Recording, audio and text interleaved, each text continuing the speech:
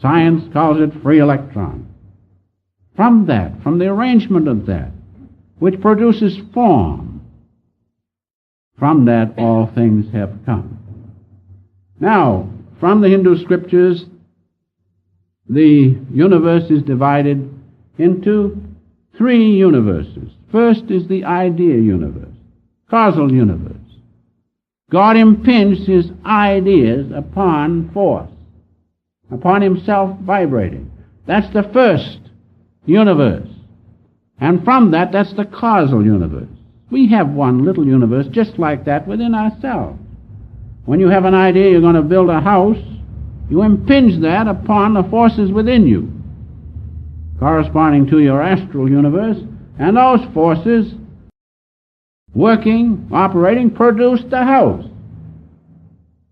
in the various law, according to the law of building a house. We do not need to go into that. And so with God, the same thing was worked out by the Hindus years and years ago. First, the causal universe, God's idea.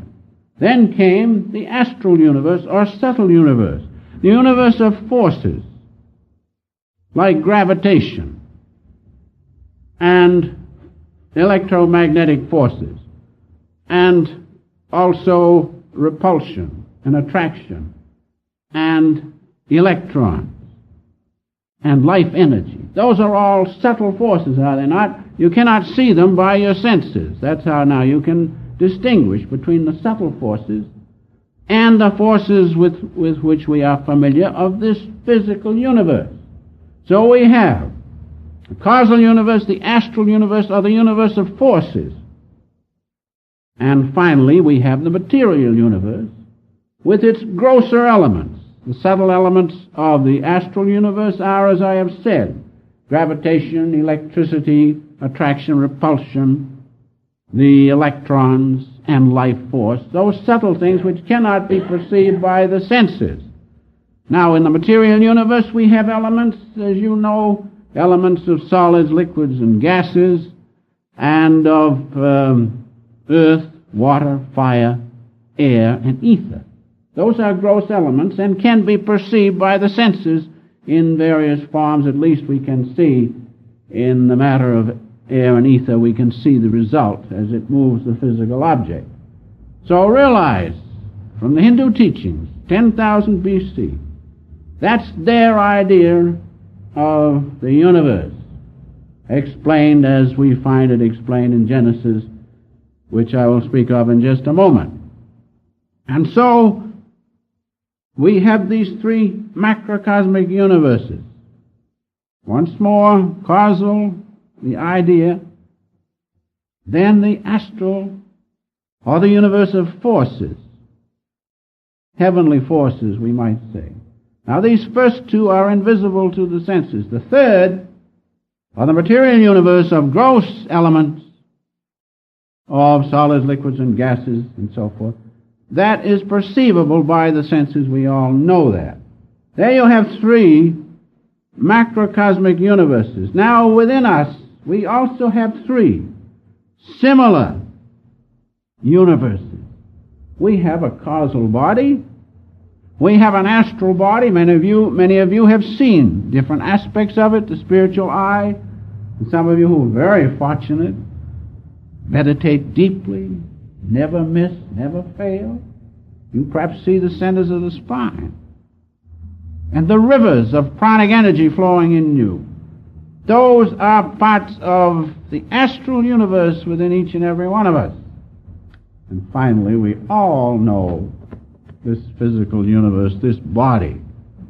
We are sufficiently fed up with it at a time. So there you have three microcosmic universes, plus the consciousness of God in those 6 universes, the Christ consciousness, that constitutes the 7 expressions of spirit. Now, that's the foundation of the universe according to the Hindu scriptures of years and years ago, according to my paper, 10,000 years BC, before Genesis was written or near that time. Now bear that in mind. as we go a little further and discuss further from Genesis, which is the subject this morning.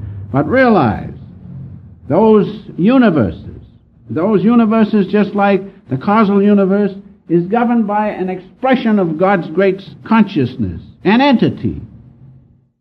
That thing doesn't just happen. The great causal universe, which produces universe upon universe upon universe, and we know there are billions of universes. Imagine it. Do you think that just happens? No.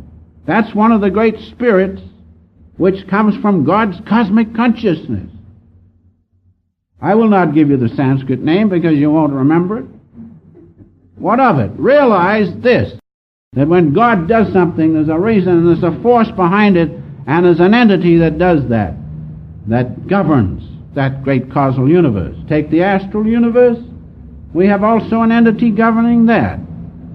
A part of God's great consciousness, just like when you gather together the implements necessary to build that house.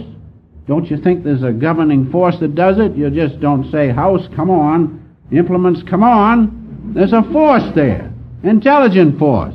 And so there is a great expression of God's Spirit which governs the astral universe.